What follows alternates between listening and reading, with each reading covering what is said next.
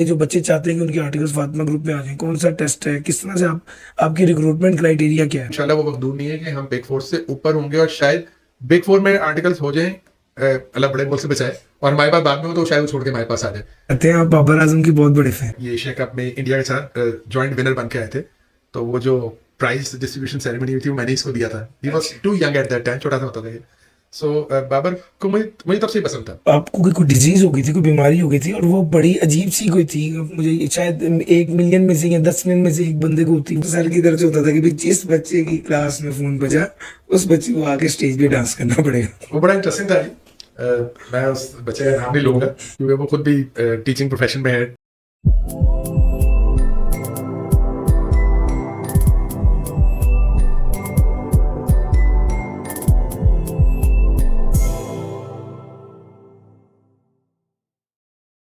बिस्मिल्लाहिर्रहमानिर्रहीम, अस्सलाम वालेकुम।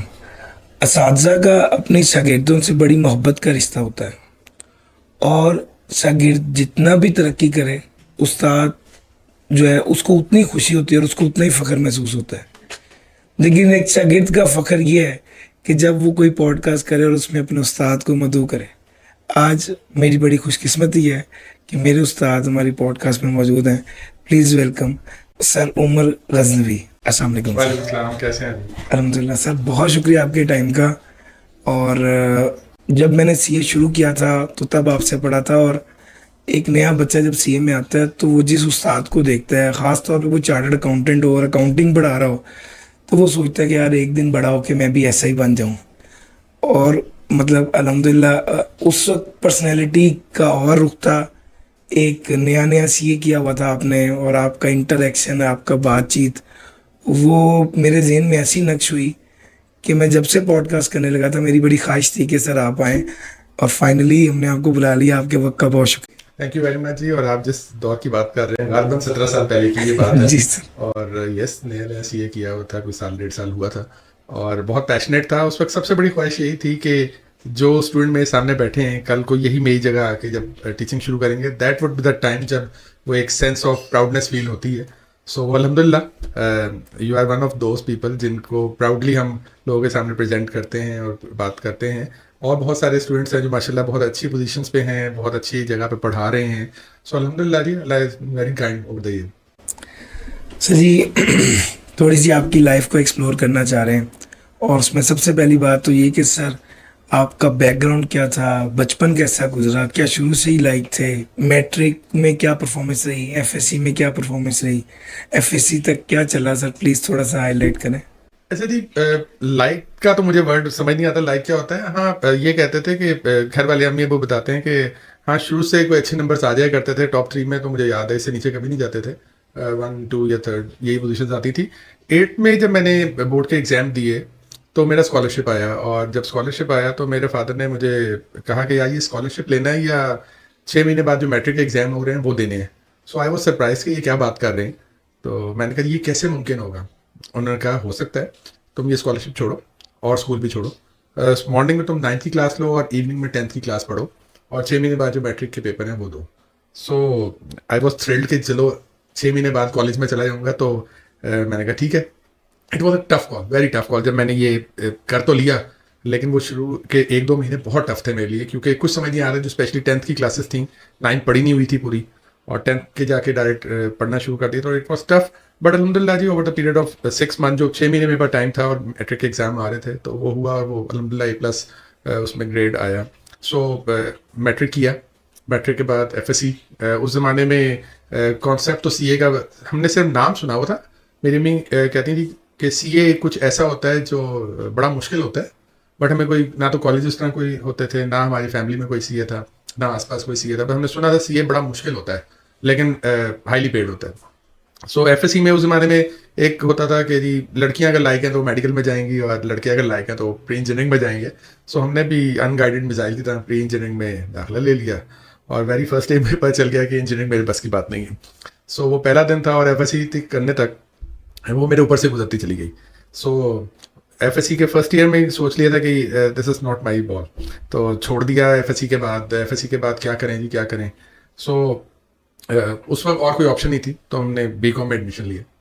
और बीकॉम के भी पहले ही दिन पता चल गया कि now this is my field और इसमें मैंने चल पड़ना है। बीकॉम में मेहनत भी, क्योंकि एफएससी में नंबर बहुत थोड़े आए थे, मेहनत बहुत ज़्यादा करी और अल्हम्दुलिल्लाह अल्लाह मियां ने एज ऑलवेज हाथ पकड़ा और उसमें काफ़ी अच्छे मार्क्स आए। ऑप्शंस काफ़ी सारी निकल आई, आईबीए कराची की भी ऑप्शन बन गई, आईबीए लाहौर में भी एडमिशन हो गया। एक फ्रेंड होता था जो लाहौबाली सा था, उसने कहीं मुझे आके कहा कि इनफैक्ट आईबीए कराची में एडमिशन हो गया था, तो उसने मुझे कहा कि यार मेरा सीए में एक एंट्री टेस्ट होता है जिसे प्री एंट्री प्रोफिशिएंसी टेस्ट कहते हैं, वो क्लियर हो गया और जिसका ये क्लियर हो गया उसका सीए भी हो जाता है। अच्छा, मैंने कहा यार तुम्हारा क्लियर हो गया? तो मैंने अपने वो को बताया, मैंने कहा जी इसका क्लियर हो गया तो मैं भी जाने से पहले एक दे ना दूँ ये। तो खैर पहली बार ज़िंदगी में आई कैप आए, आई कैप में जाके पता चला आज ही लास्ट डे है उसका फीस जमा कराने का, फीस जमा कराई और 7-8 दिन बाद उसके पेपर होने थे, तो वो पेपर दिए, वो पेपर क्लियर हो गया।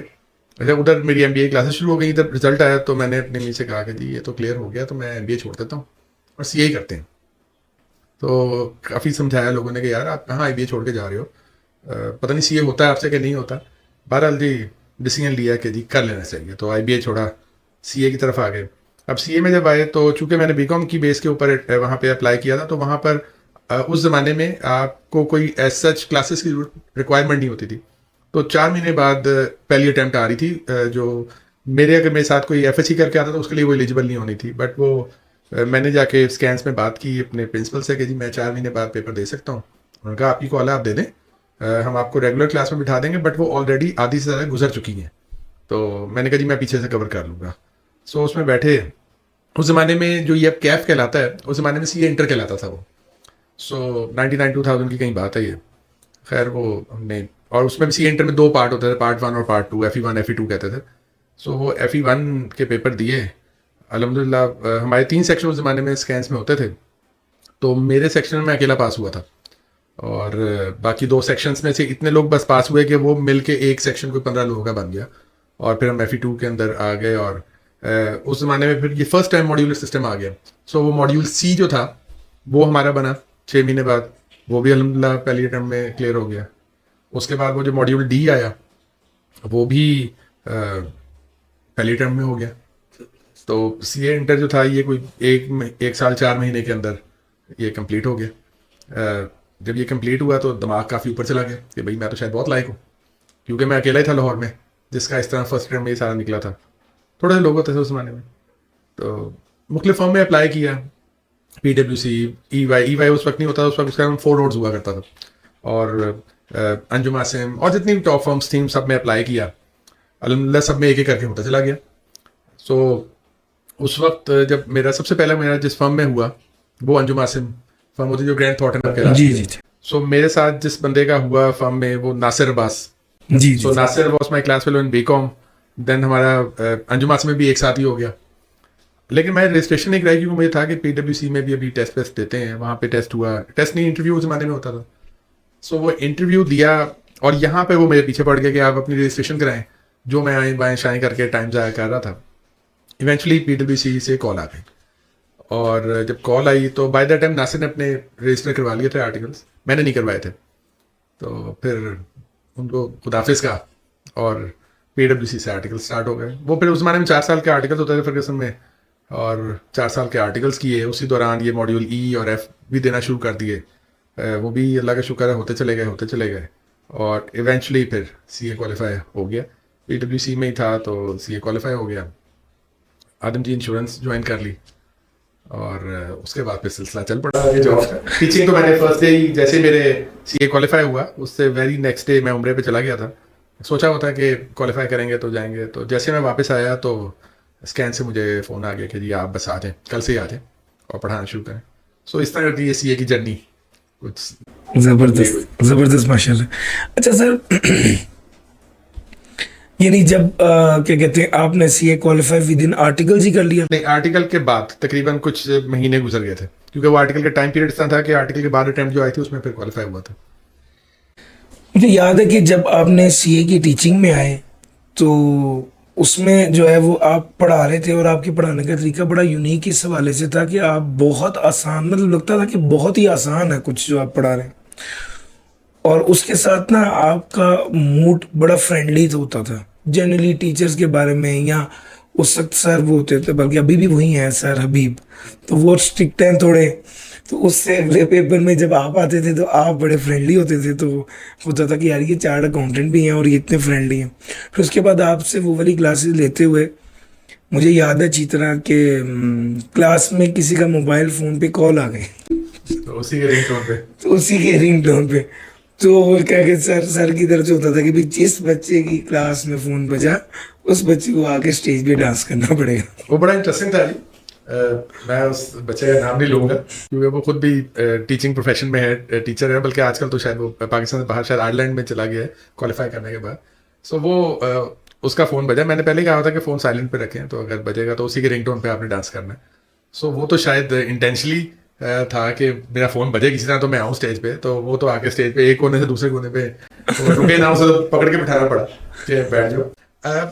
आप जो बात कर रहे हैं फ्रेंडलीनेस की, देखिए हमने जब सीए स्टार्ट किया तो ऐसे कॉलेजेस नहीं होते थे, स्कैंस एक था, लेकिन वो भी सीए इंटर तक था, आगे प्रोफेशनल में क्लासेस नहीं हुआ करती थी, और टीचर्स बड़े लिमिटेड होते थे। नॉर्मली स्टूडेंट और टीचर्स की एज में बहुत बड़ा गैप हुआ करता था। हबीब साहब मेरे भी टीचर रहे हैं, मैंने भी स्टैटिस्टिक्स उन्हीं से ही पढ़ी थी, और बाकी जो हमारे सीए प्रोफेशन के जो प्रोफेशनल एग्जाम्स सब्जेक्ट होते थे, वो टीचर्स भी हमसे काफ़ी बड़े होते थे एज में, naturally they are not those that much young जितने हमने शुरू कर दिया था। सो वो हमारा उनका एक गैप रहता था। तो ये उसी वक्त सोच लिया था कि जब कभी हमें चांस मिला और यंग एज में अगर क्वालिफाई कर गए तो एक स्टूडेंट्स को कंफर्ट जोन में लाना है, कम से कम एक तो टफ सब्जेक्ट्स हैं, फिर रिजल्ट उससे भी टफ है, तो कम से कम क्लास के अंदर उनको इतना कंफर्ट तो दें कि उन्हें कम से कम सब्जेक्ट से डर ना लगे। सो ये चीज़ मैंने शुरू की थी कि बाद में और भी बहुत सारे जो मेरे स्टूडेंट्स थे वो भी उसी स्टाइल को फॉलो कर रहे थे कि थोड़ा लाइट रखना है क्लास का माहौल, ताकि बच्चा जो सीए में आ गया वो ऑलरेडी एक स्ट्रेस माहौल में आ गया, क्योंकि रिजल्ट्स देखते थे वो सीनियर्स के और पास नहीं होते थे लोग। तो कम से कम इतना दिखाना था कि जी सब्जेक्ट इतना मुश्किल नहीं है, या अगर मुश्किल है भी तो उन्हें इतना मुश्किल दिखाना नहीं है हमने। तो वो अकाउंटिंग मैंने इस टाइम पढ़ाई, ज़्यादा मैंने टैक्स पढ़ाया अपनी लाइफ में, बट अकाउंटिंग भी जितनी मैंने पढ़ाई उसमें मैंने यही रखा कि बच्चों को कोई बहुत ज़्यादा टफ ना लगे चीज़ें। तो वो एक था, पहले से प्री प्लान था कि बच्चों को ज़रा कंफर्ट पे लेके जाना। जबरदस्त। अच्छा सर, आप आदम जी इंश्योरेंस में आ गए और फिर उसके बाद आप कुछ अर्सा मिचल्स में भी रहे हैं। वो आपकी प्रोफाइल में तो नहीं है, लेकिन हमें इसलिए याद है चूंकि मुझे मेरे एक दोस्त ने बताया कि हम सर की क्लास में थे और सर के साथ हम एक बार मिचल्स भी गए थे। आप बच्चों के ग्रुप को लेके गए थे उस वक्त मिचल्स, उसकी क्या स्टोरी है? स्टोरी ये है कि जी आदम जी के बाद एक मेरे सीनियर थे फर्गूसन के, वो उस वक्त मिचल्स के सीएफओ थे। उनकी कहीं जॉब हुई थी तो उन्होंने मुझे कहा कि यार सीएफओ बनना है। मैंने कहा जी सीएफओ, तो उस वक्त मुझे क्वालिफाई किए 2 साल हुए होंगे। मैं कहा हाँ जी बनना है। तो मेरे फादर ने मुझे कहा यार इतनी यंग एज में कैसे सीएफओ तुम बन रहे हो, तुम्हें क्या सब चीज़ें आ गई हैं? मैं कहा जी बन रहा हूँ तो बन लेते। सो जो ये एडवेंचर था ना, ये 2 महीने का था, इसलिए मेरे कहीं प्रोफाइल में है, बट वो 2 महीने के अंदर हुआ ये कि मैं चूंकि कंपनी सेक्रेटरी भी था और सीएफओ भी था, उसमें उनका ईयर एंड आ गया था, तो उस फाइनेंशियल मेरा नाम भी छप गया था। वो अभी भी आप अगर कभी गूगल करें तो मेरा नाम मिचल्स के सीएफओ के तौर पर कहीं नजर आ जाता है। सो उसमें जब मैं पढ़ा भी रहा था और ये बीच में एक बैच ने, बल्कि मुझे साजिद साहब ने कहा कि आप बच्चों को एक ट्यूटोरियल विजिट पे ले जाएं मिचल्स में, ज़रा दिखाएं कैसा होता है बच्चों के दिन। तो मैं चूँकि सीएफओ था, मैंने सीईओ से बात की कि जी मैं स्टूडेंट्स को लाना चाह रहा हूँ, एकेडमिक एक विजिट करवाना है। तो उन्होंने कहा फिर आप प्लांट पे लेके जाएं। तो रिनाला खुर्द पे इनका प्लांट है, बड़ा खूबसूरत प्लांट है मिचल्स का। तो मैं वहाँ पे पूरा स्कैंस में जितने मेरे 2-3 बैच के स्टूडेंट्स थे उनको ले गया और उनको वहाँ पे फिर मैंने वो विजिट कराया। That was a memorable trip. मुझे याद है डेट, वो 2 अगस्त 2008 की बात है जी सर। तो बहुत सारे उसमें स्टूडेंट्स जो हैं वो क्वालिफाई कर गए, बहुत सारी अच्छी पोजीशंस पे लग गए।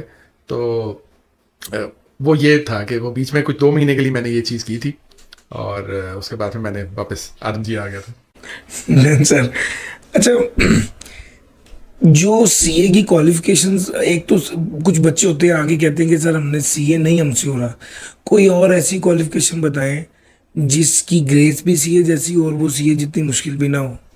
अच्छा देखें, हर सब्जेक्ट की ग्रेस तो होती है, और ऐसा नहीं है कि कोई सब्जेक्ट लेसर ग्रेसर है या कोई ज़्यादा ग्रेसफुल है।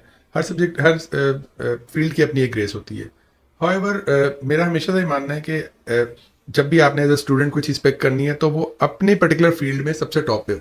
सो नेचुरली पाकिस्तान के अंदर या इवन सब कॉन्टिनेंट के अंदर, इवन मिडिल ईस्ट के अंदर, CA is the top most degree in finance. So लेकिन जैसे मैंने कहा कि मुझसे इंजीनियरिंग नहीं हो रही थी, तो इसमें कोई बुराई नहीं है, कोई शर्मिंदगी नहीं है। शायद मेरा वो एप्टीट्यूड नहीं था उस तरफ, तो अगर किसी का सीए की तरफ एप्टीट्यूड नहीं हो रहा, so one has to realise this कि इसमें कोई शर्मिंदगी नहीं है, कोई लूजर फीलिंग नहीं है, बहुत सारी फील्ड आपके लिए नहीं होती हैं। सो अगर आपसे नहीं सीए हो रहा तो फिर आप अपने आप को सेल्फ रिफ्लेक्शन फ़ौरन करें कि ठीक है मुझसे सीए नहीं हो रहा, बट कोई बुराई नहीं है, कोई शर्मिंदगी नहीं है। आप पहले तो ये सबसे पहले अपने आप से क्वेश्चन करें, क्या मैंने फाइनेंस करनी है? क्योंकि मैंने बड़े जल्दी ये फैसला कर लिया मैंने इंजीनियरिंग में नहीं जाना, तो साइंसेज मैंने रखना ही नहीं है। सो अगर आपका पहला अपने से क्वेश्चन और ईमानदार आंसर उसका होना चाहिए कि मैं क्या वाकई फाइनेंस करना चाहता भी हूँ। सो अगर मैं पाकिस्तान के अंदर रह के फाइनेंस भी करना चाह रहा हूँ, मुझसे सीए नहीं हो रहा, तो मैं सेकंड ईयर या थर्ड ईयर में ही कहीं जाऊँगा। बट इसका ये मतलब नहीं कि आप फर्स्ट ईयर के करियर में नहीं पहुंचेंगे। हमने बहुत सारी एग्जांपल देखी हैं जहां बहुत सारे chartered accountants non chartered accountants को रिपोर्ट कर रहे हैं बिकॉज ऑफ देयर कैपेबिलिटीज, क्योंकि कैपेबिलिटीज का किसी डिग्री से कोई ताल्लुक नहीं है। सो पहला क्वेश्चन यस फाइनेंस, और अगर फाइनेंस नहीं है तो बहुत सारी फील्ड्स हैं। अब फाइनेंस के अंदर जैसे आपने पर्टिकुलर क्वेश्चन पूछा है, सो फिर आपके पास बहुत सारी ऑप्शन हैं। आप ACCA को परसू कर सकते हैं, आप MBA की तरफ जा सकते हैं। फिर MBA के लिए भी वही वाली चीज़ है कि आपको, क्योंकि ज़्यादातर लोग अब FSC के बाद आ जाते हैं CA में, सो नेचुरली 2-3 साल ज़ाया करने के बाद आपको एक तो सेटबैक होगा कि आपको दोबारा से अपने 4 ईयर ग्रेजुएशन प्रोग्राम में आना पड़ेगा, और फिर उसमें आके आप अगर एक्सेल करते हैं तो कुछ नहीं, 2 साल लाइफ में कोई मैटर नहीं करते हैं। ये जो 2 साल आपके 3 साल ज़ाया अगर हो गए CA में, सो कुछ नहीं होता है। लाइफ को दोबारा से पूरी मोटिवेशन से स्टार्ट करें। अगर तो आप MBA कर लेते हैं, किसी अच्छे इंस्टीट्यूट से करते हैं, सबसे पहले तो ये कि आप अच्छे इंस्टीट्यूट से करें। लेकिन फिर मैं वही हमेशा कहूँगा, आजकल का ना एक लेटेस्ट शिर्क ये है कि जी मैंने CA कर लिया तो मेरा रिस्क बढ़ जाएगा, या मैंने फलान डिग्री ले ली ना तो मुझे बहुत पैसे मिलेंगे। इसका कोई ताल्लुक नहीं है। हमने बहुत सारे नॉन CAs को CA ज़्यादा कमाते हुए देखा है, बहुत सारे CAs को स्ट्रगल करते हुए देखा है। सो रिस्क का ताल्लुक या आपकी कमाई का ताल्लुक नहीं। हाँ, ये एंट्री जरूर है।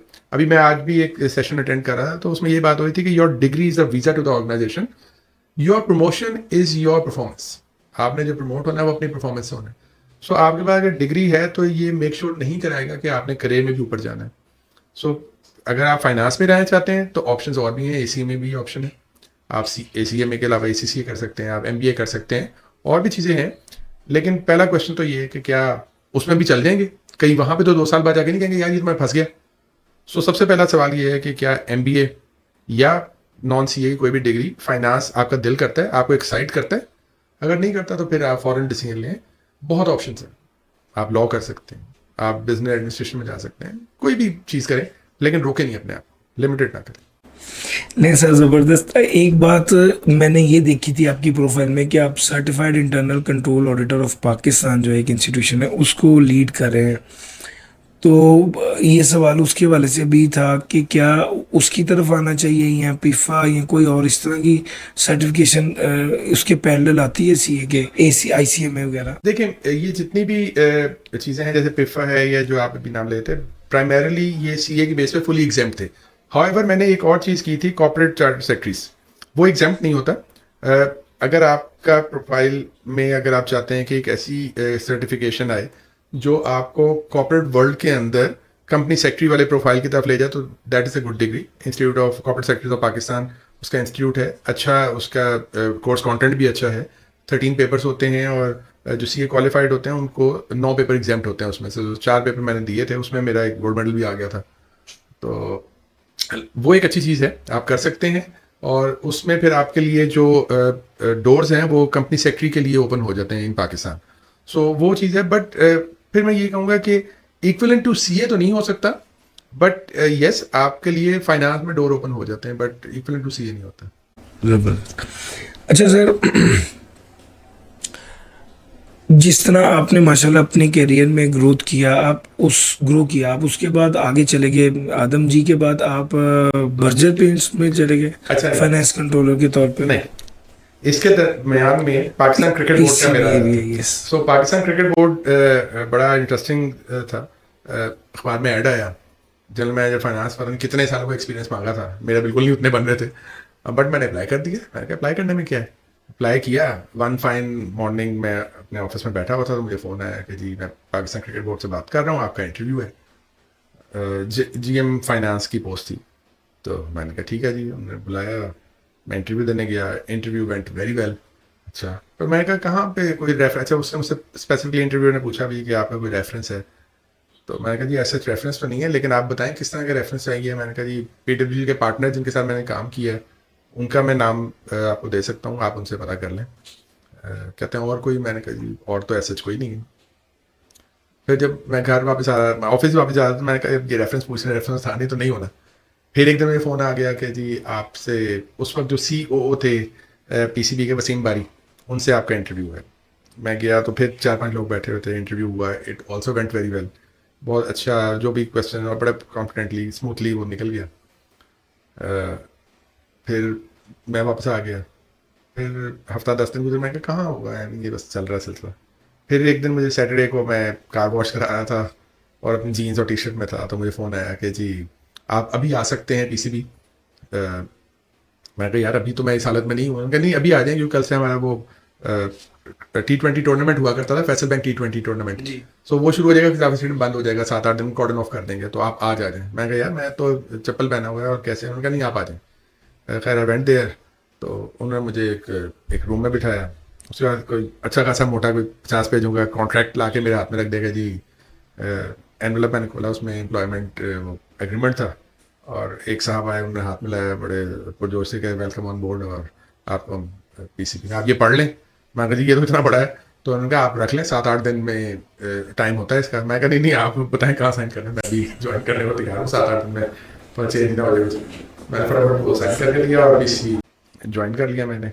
सो PCB वॉज अ वेरी रोजी time of my career. Young था बहुत, in fact I was the youngest general manager in Pakistan cricket board history.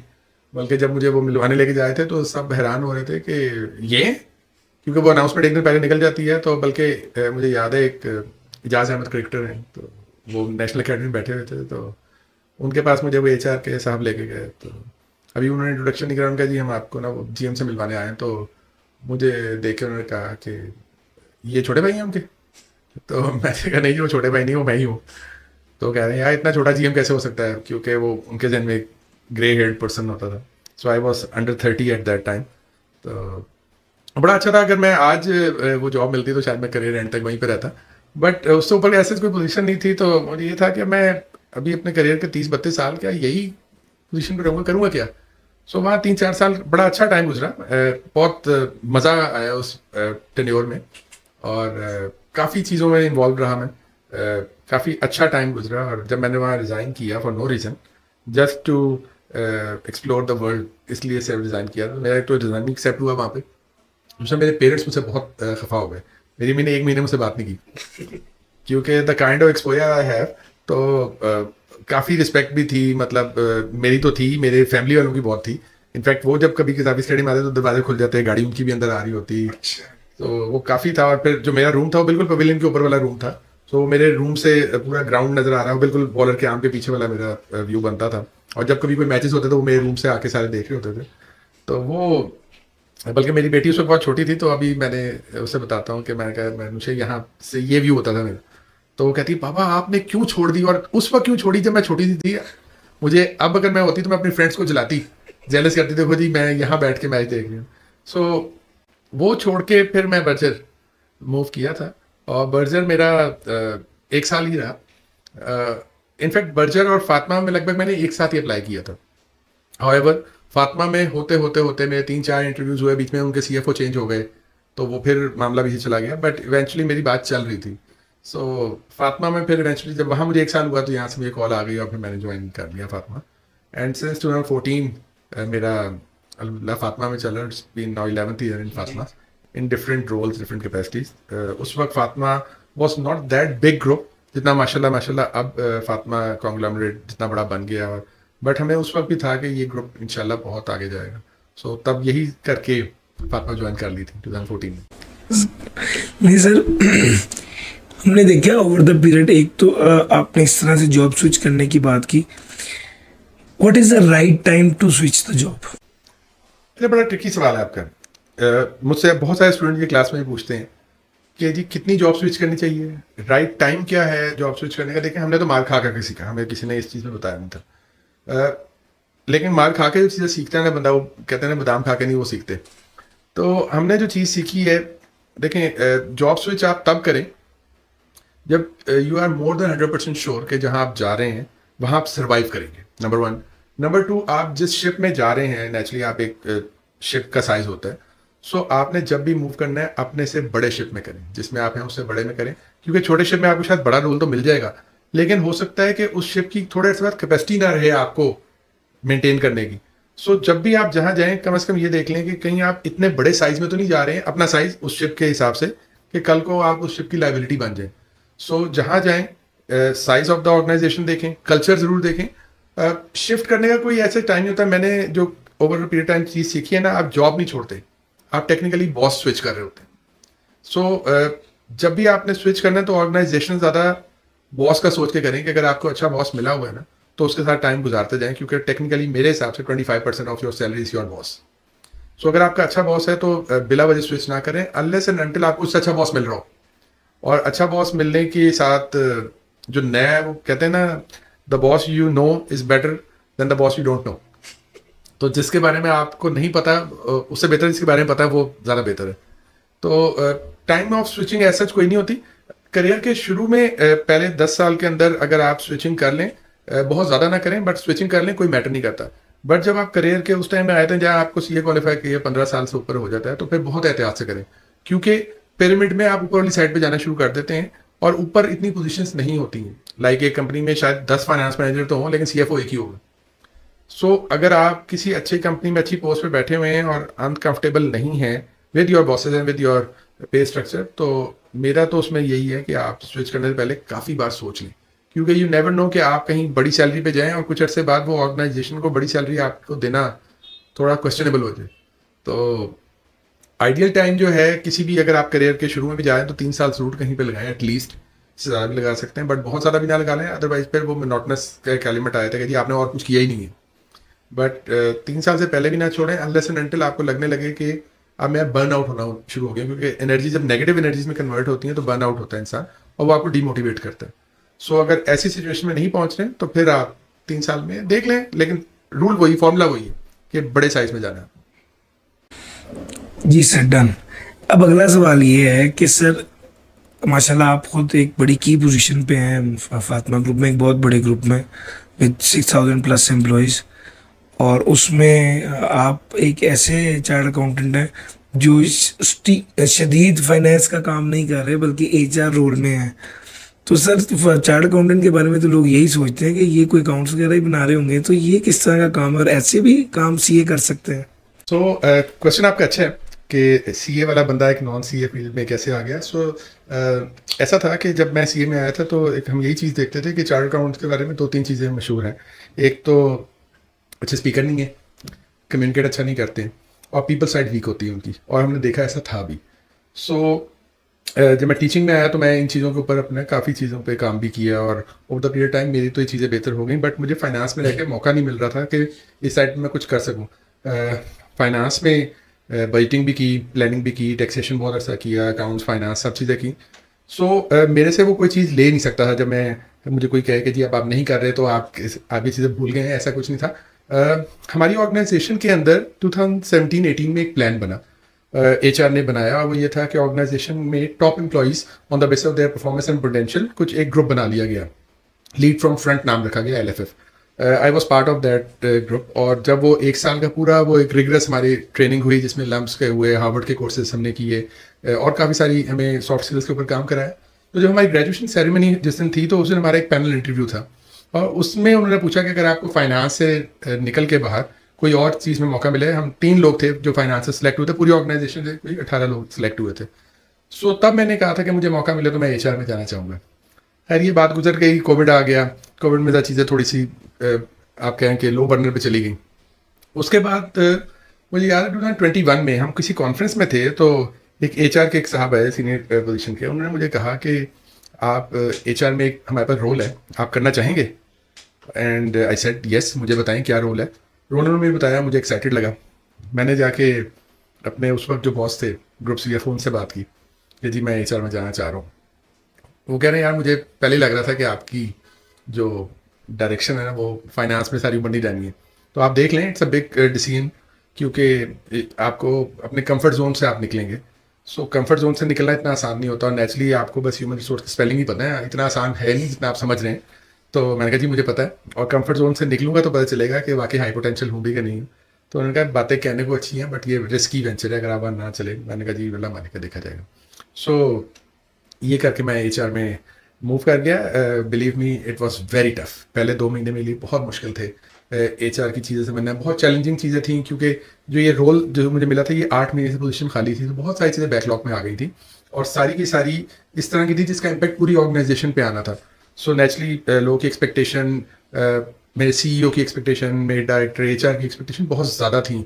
So first 2 months were very tough. मुझे बार बार रिग्रेट हो रहा है कि मैं भाई ये उम्र गड़बड़ कर ली है, ये तो फंस गया। और यहाँ तक हुआ कि मैं सोचना शुरू कर दिया कि मुझे स्विच कर लेना चाहिए, मैं नहीं यहाँ चलूँगा।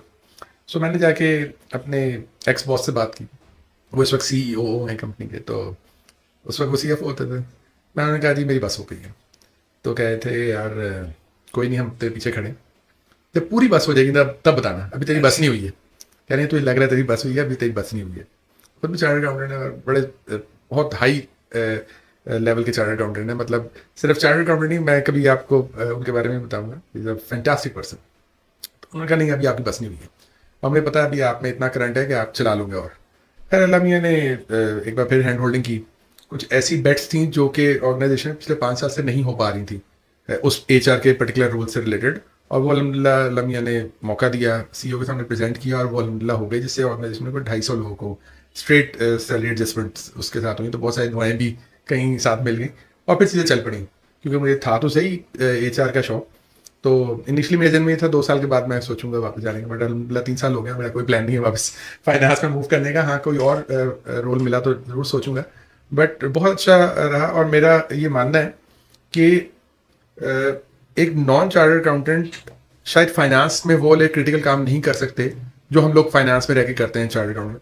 बट एक चार्टर्ड अकाउंटेंट अगर चाहे तो वो नॉन चार्टर्ड अकाउंटेंट फील्ड के काम कर सकता है, क्योंकि एक तो उसके पास फाइनेंशियल बैकग्राउंड बड़ा अच्छा होता है। बट ही और शी नीड्स वो अपनी पीपल स्किल के ऊपर काम करें।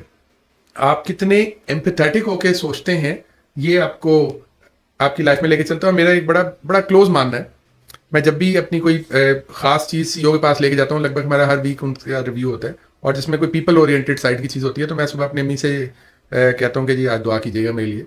सो वो जब उन्होंने दुआ की है तो वो मेरी चीज़ एक तो थ्रू हुई। दूसरा मैं जब भी कोई चीज़ प्रेजेंट करता हूँ तो मैं बिस्मिल्लाह से स्टार्ट करता हूँ। सो मेरा बड़ा क्लोजली ये मानना है कि आप चीज़ों के साथ 2 एक्स्ट्रा हाथ लगवाएं, और वो 2 एक्स्ट्रा हाथ अगर आपकी अम्मी के हो तो क्या ही बात है, तो वो चीज़ें हो जाती हैं।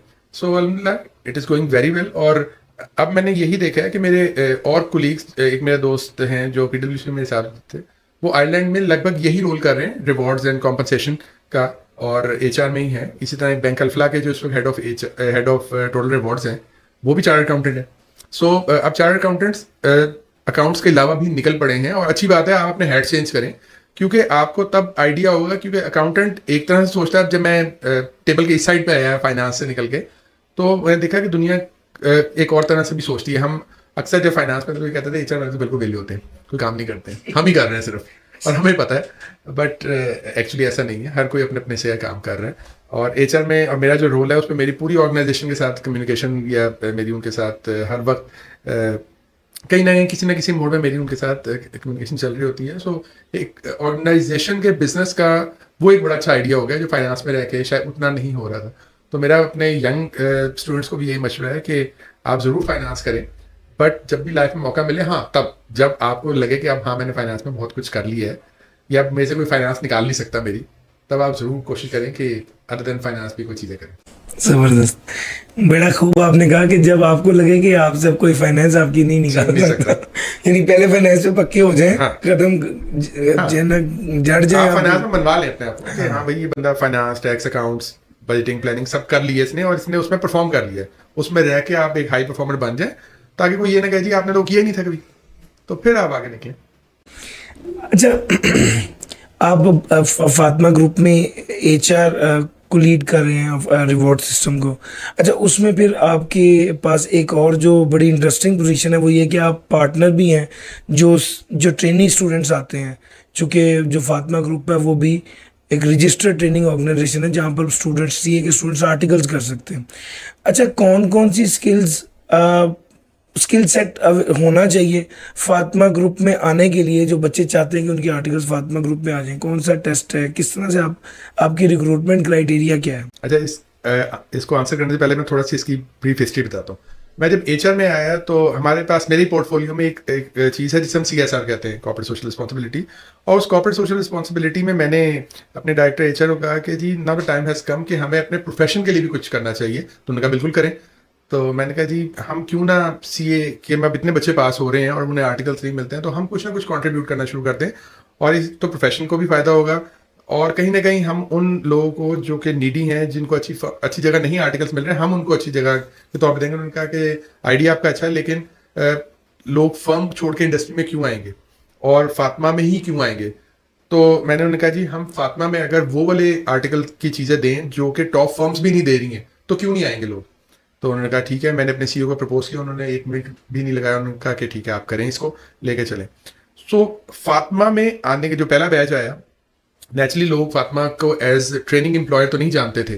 सो हमें उस तरह का रिस्पांस नहीं आया शुरू में, जैसे कि लोगों की पहली ख्वाहिश होती है कि मैं टॉप बिग 4 बिग 3 में जाना चाहता हूँ या जाना चाहती हूँ। तो नेचुरली आपके पास पहला बैच ही होगा जो लोगों को आगे बताएगा, क्योंकि अभी तो आपकी मार्केट में कोई एज सच इस पर्टिकुलर फील्ड में कोई से नहीं थी। सो एज सच उस वक्त तो कोई रिक्वायरमेंट नहीं थी, बस आप सीए इंटर जिसे कैफ कहते हैं वो पास होने चाहिए। Over the period of time जब ये हम कर रहे थे, तभी मैंने आई कैप में ये बता दिया था कि जी हम आर्टिकल्स में वो चीज़ें कराएंगे जो पाकिस्तान में कोई और एम्प्लॉय नहीं करा रहा होगा। तो उन्होंने कहा जी ये कैसे हो सकता है और ऐसा क्या करा देंगे आप? तो उनका पहली बात तो ये कि मैं खुद भी चूँकि सीए की फील्ड से हूँ, मैंने आर्टिकल्स भी एक अच्छी फर्म से किए हुए हैं, सो मुझे पता है फर्म क्या कराती है। मैं इंडस्ट्री में हूँ और मुझे पता है इंडस्ट्री में क्या कुछ सीख सकता है बच्चा, या जब स्पेशली कोई बच्चा चार्टर्ड अकाउंटेंट बन के फ्रेश आता है तो किन चीज़ों में लैक कर रहा होता है। सो हमने एक पूरा कॉम्प्रिहेंसिव प्लान दिया, और जब मैंने ये प्लान दिया तो मुझे आई कैप के उस वक्त के प्रेसिडेंट और वाइस प्रेसिडेंट का, यार ये जो आपने चीज़ बताई है ना, क्या ये हो जाएगी? क्योंकि ये तो एक आइडियल सी चीज़ है कि हम उनकी रोटेशन भी करेंगे। रोटेशन फाइनेंस के सारे फंक्शन जैसे अकाउंट्स हो गया, टैक्सेशन हो गया, बजट हो गया, प्लानिंग हो गया, ट्रेजरी हो गया, इसमें तो करेंगे। जो उनका आखिरी 1 साल होगा उसमें हम उनको रोटेशन देंगे सप्लाई चेन के अंदर, मार्केटिंग के अंदर, एचआर के अंदर और आईटी के अंदर, ताकि उन्हें 360 व्यू मिले कंपनी का और बिजनेस का। वो सिर्फ हमने अकाउंटेंट नहीं बनाना या मुंशी नहीं बनाना, हमने उन्हें बिजनेस ओरिएंटेड पर्सन बनाना। सो उनका ये आप कर लेंगे, और कौन मैनेज करेगा? मैंने कहा जी मैं खुद मैनेज करूंगा, मेरी टीम है, और माशाल्लाह मेरे पास टीम इतनी अच्छी बन गई है जो कि उनकी कंटिन्यूसली मॉनिटरिंग कर रही है। हमने बच्चों को पूरी ऑर्गेनाइजेशन में, इवन प्लांट साइड पे हम भेज देते हैं उन्हें 6-6 महीने के लिए, जो प्लांट को समझ के आओ सारा। सो वो चीज़ें भी हो रही हैं। नेचुरली जब पहला, दूसरा, तीसरा बैच हुआ तो, और हमारे जो एक फीडबैक, क्योंकि मैं बहुत खुद क्लोजली मॉनिटर कर रहा होता हूँ, और फर्म्स में जैसे पार्टनर और एक नए स्टूडेंट के दरमियान इतनी लेयर्स होती हैं, वो एक सेमी सीनियर होगा, फिर सीनियर होगा, सुपरवाइजिंग सीनियर होगा, assistant manager, manager, senior manager, फिर पार्टनर की तो शक्ल ही कभी कभी नजर नहीं आती है, आपके पार्टनर को नाम ही नहीं पता होते बच्चों के। और हम भी बहुत डरते थे पार्टनर के सामने, 1.5 साल से पहले हम गए नहीं थे, ऐसा कोई चीज़ मैं नहीं रखी। अब जो बच्चा आता है वो पहले दिन से मुझे अप्रोच कर सकता है, मेरे पास अपनी ज़ाती चीज़ें ला के कर सकता है, जो उसे मसले आ रहे हैं, चाहे उसके आर्टिकल्स में है, अगर कोई चीज़ करना चाहता है, कुछ समझना चाहता है, या एजुकेशन। सो वो हम सारी चीज़ें कर रहे हैं। अब चूंकि नेचुरली अब फातिमा एक नाम बन गया है उस टाइम, क्योंकि अब हमारे पास 5 बैच आ गए हैं, तो अब हमारे पास वुड यू बिलीव के इस बार 977 एप्लीकेशन आई थी और हमने 5 लोग रखे थे। और इसमें नेचुरली मेरे पास इतने रेफरेंस आ रहे थे, और रेफरेंस ऐसे आ रहे थे कि जिनको मैं इनकार भी नहीं कर पा रहा था। कुछ मेरे पुराने सीनियर्स थे, कुछ ऐसे लोग थे जो मेरे बहुत क्लोज दोस्त हैं या अच्छी पोजीशंस पे हैं अभी, उन्होंने रेफर कर दिया। इस तरह मेरे पास रेफरेंस के इतने आ गए थे केस कि मुझे समझ नहीं आता मैं करूँ क्या। फिर मैं उन्हें कहता था यार मैं आपका बच्चा रख लूँगा, मेरी ये कुछ हमारी ऑर्गेनाइजेशन की कंडीशंस है जिसके ऊपर आप आए, जैसे कि आपने इतने अटैम्प्ट्स में किया है, आपके एकेडमिक रिकॉर्ड ये हैं। सो अब इतने ज़्यादा बच्चे पास हो जाते हैं कि आपके पास चॉइसेस बड़ी हो जाती हैं। हमारे ज़माने में तो पास ही नहीं होते थे, या थोड़े से होते थे, एक पेज पर रिजल्ट आ जाया करता था। अब तो 1200 बच्चे पास हो जाते हैं एक अटैम्प्ट के अंदर। तो लेकिन हमारा यही होता है कि जी आपका एकेडमिक रिकॉर्ड अच्छा हो, 90% प्लस आपके मार्क्स आए हों, पीछे मैट्रिक एफएससी में आपके अटैम्प्ट्स लिमिटेड हों, और ये सब चीज़ें करने के बाद एक इंटरव्यू होता है। हर इंटरव्यू मैं खुद भी, पहला इंटरव्यू मैं खुद करता हूँ। सो मेरे साथ और लोग होते हैं रेलिवेंट फंक्शंस के। वो इंटरव्यू आपका अच्छा हो, और फिर आपका रिजल्ट आने के बाद मैंने जिन फंक्शन में मैंने प्लेस करना है, जैसे इंटरनल ऑडिट में करना है, या फाइनेंस में करना है, या ईआरपी साइड पे करना है, तो मैं उनके रेलिवेंट फंक्शनल हेड से उनको मिलवाता हूँ और फिर वहाँ से चीज़ थ्रू होती है और हम फिर बच्चों को ऑनबोर्ड कर लेते हैं। सो रिक्वायरमेंट्स यही हैं, लगभग यही बिग फोर की भी होती हैं कि आपके पास पीछे एकेडमिक रिकॉर्ड अच्छा हो। हम रेफरेंस के तौर पे हाँ ये ज़रूर कर लेते हैं कि उस बच्चे को इंटरव्यू में तो ले आएंगे, बट हम उसे करते फेयर हैं।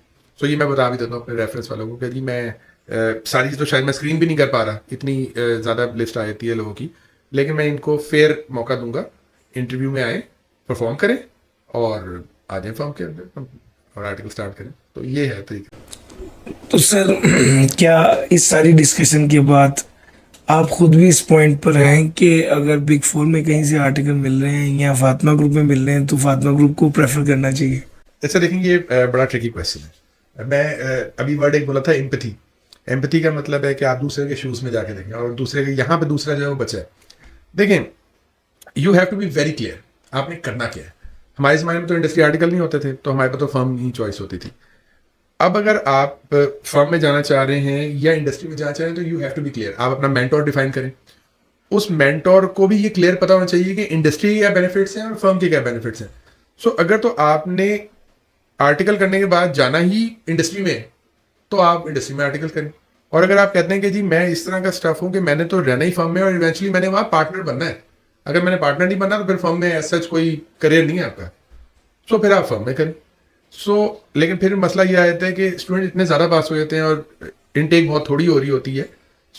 नेचुरली ये बच्चे के लिए खुद डिसाइड करना है। आज की डेट में मैं ये नहीं कहूँगा कि हम किसी बिग फोर को compete कर रहे हैं, बट इंशाल्लाह वो वक्त दूर नहीं है कि हम बिग फोर से ऊपर होंगे और शायद बिग फोर में आर्टिकल्स हो जाएं, अल्लाह बड़े बोल से बचाए, और हमारे पास बाद में हो तो शायद वो छोड़ के हमारे पास आ जाए। हम कोशिश ये कर रहे हैं, स्ट्राइव पूरा कर रहे हैं, ईमानदारी से कर रहे हैं सारी चीज़ें, और इंशाल्लाह उम्मीद ये है कि शायद हम उनको compete करेंगे बहुत जल्दी इंशाल्लाह।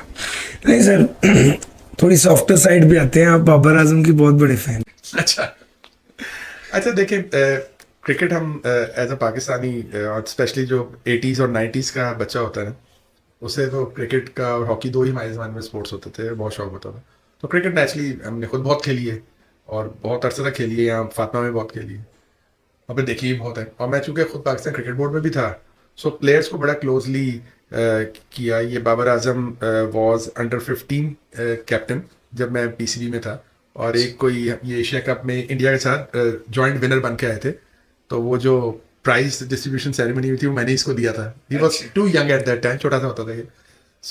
बाबर को मुझे तब से ही पसंद था, और क्योंकि मुझे हर वो बैट्समैन पसंद होता है जिसकी लेग मूवमेंट अच्छी होती है, और ये one of the rare batsman Mohammad Yousuf के बाद जिसकी लेग मूवमेंट बहुत अच्छी है शॉट्स खेलते हुए। मुझे हमेशा पसंद था। एज अ कैप्टन मैं कभी बात नहीं करूंगा कि वो कैसा कैप्टन है, क्योंकि देखिए कैप्टन अकेला तो नहीं होता, उसने 11 लोगों को खिलाना होता है, और कैप्टन का टीम पे इन्फ्लुएंस होना बड़ा ज़रूरी होता है। तो शायद बाबर का उस तरह इन्फ्लुएंस अभी नहीं है, बट एज अ प्लेयर मुझे ये बहुत बेहतर लगता है। इवन मुझे तो मैं आपने कह दिया मैं बहुत बड़ा फैन अगर कह दिया, तो मुझे तो ये पाकिस्तान की हिस्ट्री का सबसे बेहतरीन बैट्समैन लगता है इन टर्म ऑफ टेक्निक्स। छोटी छोटी ट्विकिंग्स होती हैं, जैसे लेफ्ट आर्म स्पिनर को ये नहीं खेल पाता सही तरह, बट हर प्लेयर में इस तरह की चीज़ें होती हैं। मोहम्मद यूसुफ भी अंदर आती हुई गेंद पे LBW अक्सर हो जाएगा।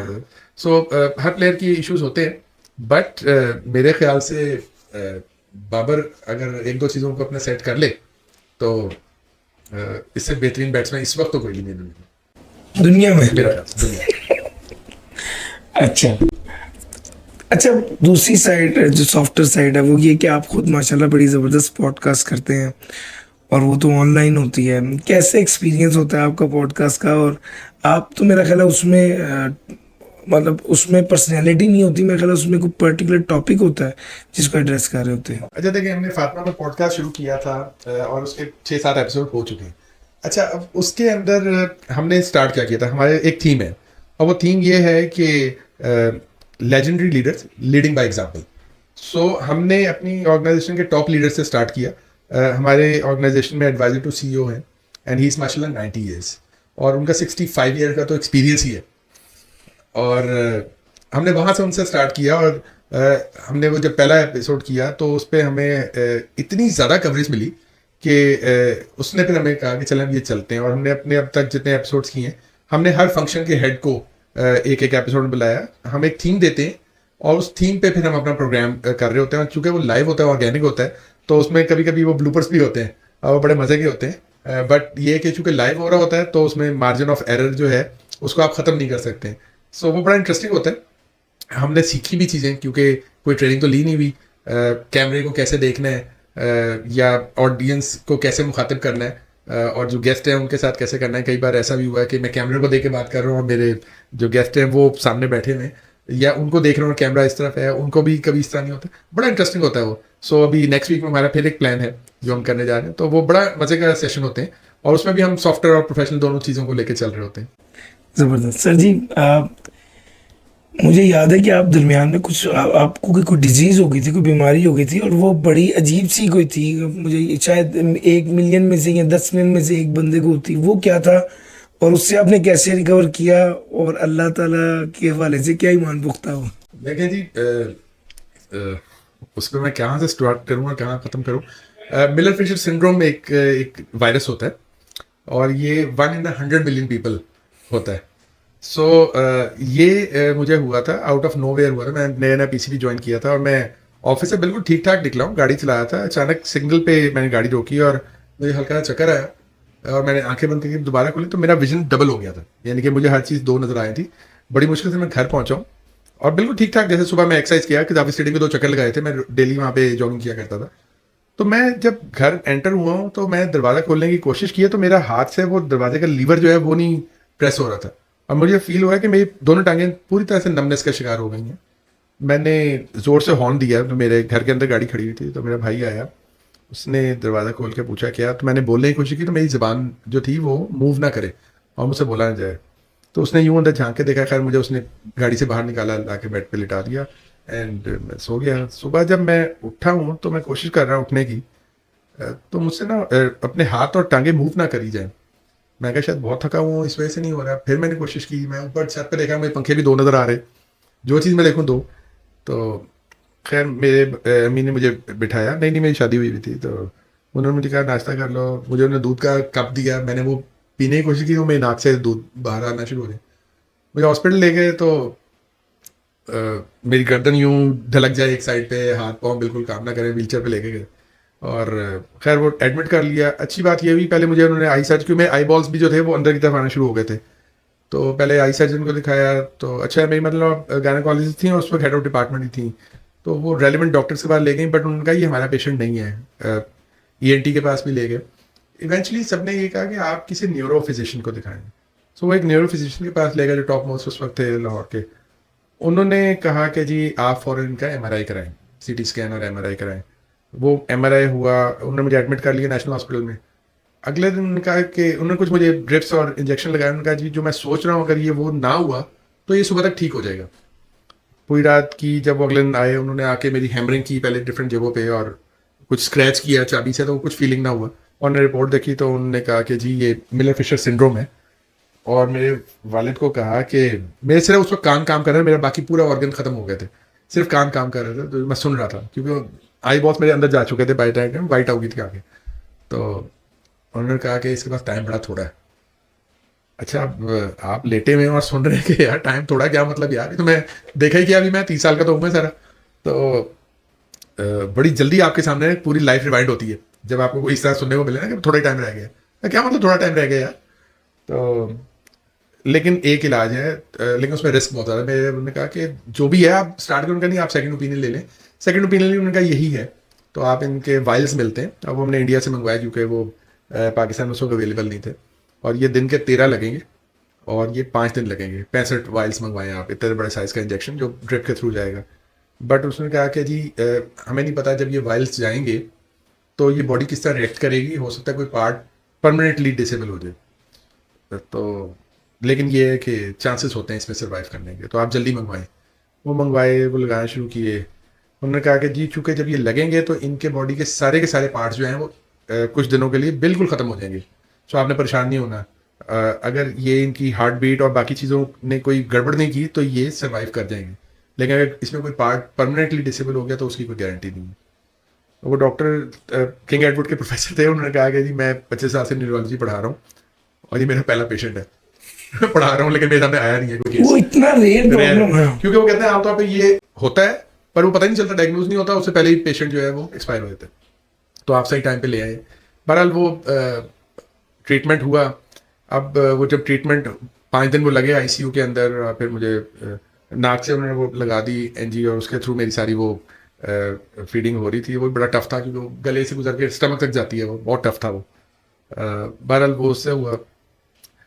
तब अब मैं सुनता क्योंकि आंखें काम नहीं कर रही थी बिल्कुल भी, हाथ पाँव तो बिल्कुल ही खत्म हो गया था, ऑक्सीजन मास्क लगा होता था।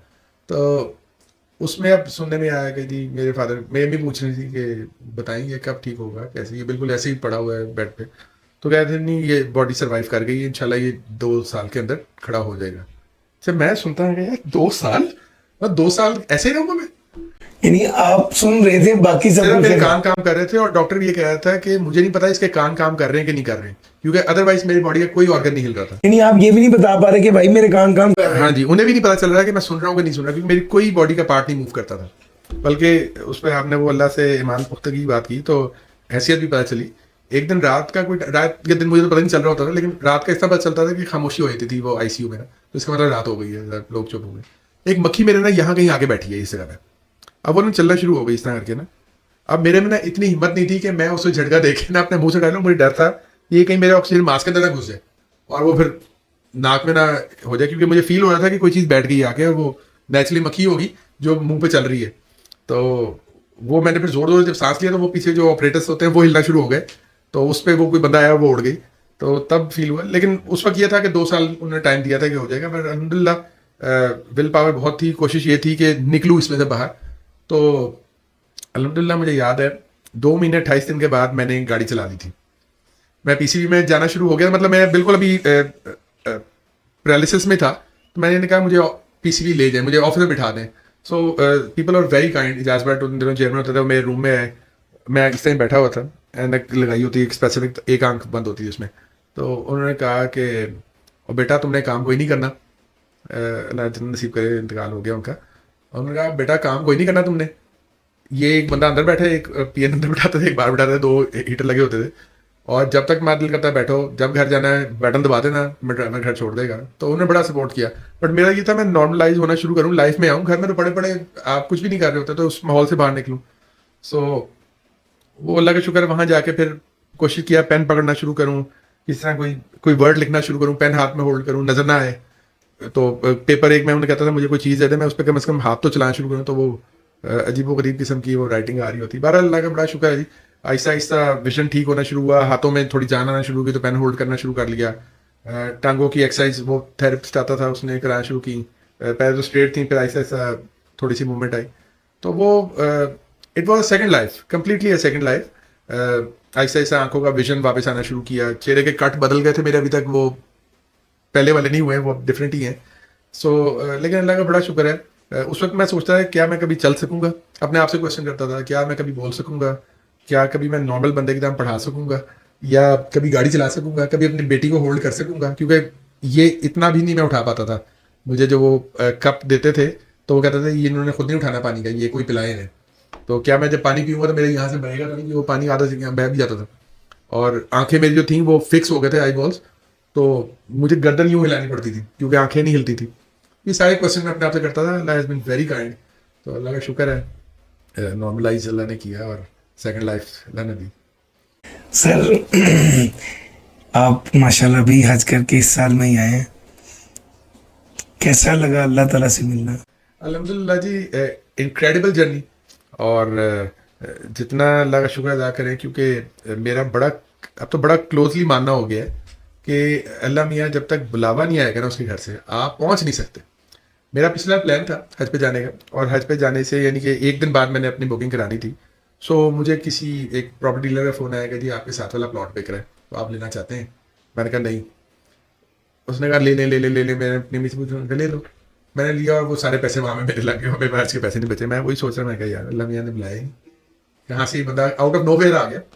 तो इस साल फिर जब मैंने वो प्लॉट ले लिया, फिर मैं अल्लाह मियाँ दुआ मांगी, अल्लाह मियाँ अगले साल मुझे मौका मिले कि मैं हज पे जाऊँ। तो अल्लाह का शुक्र है जी, चूँकि आप नियत कर लें तो अल्लाह मियाँ बुला लेता है, बस आपकी नियत होनी चाहिए। तो नियत कर ली थी, और जब गए हैं तो जी गर्मी काफ़ी थी, काफ़ी गर्मी थी। लेकिन अल्लाह मियाँ ने इतना स्मूथली वो हज कराया है कि कहीं पे हमें इतने जो शुरू में लग रहा था, लोग डरा रहे थे कि जी बड़ा मुश्किल होता है, लेकिन अल्हम्दुलिल्लाह बड़ा स्मूथली निकला। जहाँ जहाँ जो अनएक्सपेक्टेड चीज़ आई, उसके लिए अनएक्सपेक्टेड गैबी मदद भी अल्लाह की तरफ से आई है। सो मिना में इस कदर गर्मी हो गई जब फर्स्ट डे था कि सांस नहीं आ रहा था, बट अल्लाह मियाँ ने उसको उस टाइम को कैसे गुजारा। फिर अरफात में इस कदर गर्मी थी कि आप बाहर जा रहे थे तो आपकी चप्पल पे ना लुक चपक जाती थी वो फर्श की, सड़क की। बट असर के बाद एकदम हवा चलना शुरू हो गई आउट ऑफ नोवेयर, इतनी तेज हवा चलना शुरू हुई कि असर से लेके वो मगरिब का जो टाइम था, हम बाहर खुले आसमान के लिए दुआएं मांगी, और जब तक हम बाहर रहे हवा चलती रही और तेज हवा चलती रही। तो अल्लाह मियाँ की तरफ से हर जो मुश्किल आई उसके लिए आसानियां भी अल्लाह की तरफ से। इनक्रेडिबल जर्नी, बहुत स्पिरिचुअली बहुत हाई स्पिरिट में थे। नहीं सर, आपके साथ एक एक बात का इतना ज़बरदस्त जवाब मिल रहा है और दिल चाह रहा है कि गुफ्तगू कभी ना ख़त्म हो। लेकिन आप प्लीज़ कोई मैसेज दे दीजिए स्टूडेंट्स को अपने एंड से, जो लोग अपनी लाइफ को आगे प्लान करना चाहते हैं कि किस तरह से प्लान करें अपनी लाइफ सीए के बाद ख़ास तौर पे। अच्छा देखें जी, मेरा बड़ा क्लियर मैसेज है और बड़ा लंबा चौड़ा मैसेज है। सिंपल ये है कि आप अपने आप को लिमिटेड ना करें, नंबर 1। नंबर 2, कभी कंफर्ट जोन में ना जाएं। जहां आपको लगने लगे कि मैं इस चीज़ का एक्सपर्ट बन गया हूँ, इमीडिएटली नई फील्ड की तरफ मूव कर लें। और तीसरा, अपना ईमान स्ट्रॉन्ग रखें कि आपकी क्वालिफिकेशन या आपकी डिग्री ने नहीं, अल्लाह मियाँ ने आपके रिस्क में इजाफा करना है। और हमेशा कोशिश करें कि अगर आप कुछ भी कमा रहे हैं तो उसका एक सर्टन पोर्शन अल्लाह की राह में, अल्लाह से पार्टनरशिप कर लें। यकीन करें, अल्लाह की राह में खर्च किया पैसा जो है कहीं ज़ाया नहीं हो रहा है, वो इन्वेस्टमेंट बन के वापस ही आ रहा है। और वो किस तरह वापस आ रहा है कि आप अचानक किसी हादसे से बच जाएंगे, जो हादसा टेक्निकली आपके साथ प्लान हो चुका था, वो हादसा ख़त्म हो जाता। तो अपनी कमाई का एक सर्टन पोर्शन जो है वो अल्लाह के साथ ट्रेड ऑफ करना शुरू कर दें। यकीन करें, ये आपके रिस्क को बढ़ाएगा, कम नहीं करेगा। सर बहुत शुक्रिया आपके वक्त का, और इस बात पे इजाज़त चाहता हूँ कि सर अब दोबारा बहुत सी बातें रह गई जो इंशाल्लाह दोबारा आपके साथ करूँ, तो आपको रिक्वेस्ट करूँ आप ज़रूर टाइम दे दीजिए। इंशाल्लाह जी, डेफिनेटली, क्यों नहीं। थैंक यू वेरी मच जी। So nice of you. मैंने तो सर से बात की और एक एक बात को एंजॉय किया। मैं सिर्फ ये एक्सपेक्ट करता हूँ कि जो सर ने एडवाइस दी है वो बड़े काम की एडवाइस है, हर बंदे के लिए उसको चाहिए कि वो इसको अडॉप्ट। मुझे तो लगता है कि शायद नॉन सीए के लिए भी वो उतने काम की एडवाइस ही है। अपनी ज़िंदगी में ये नसीहतों पर अमल करने से फ़ायदा उठाएं और अपनी ज़िंदगी में आगे बढ़ें। बहुत शुक्रिया, खुदा हाफिज़।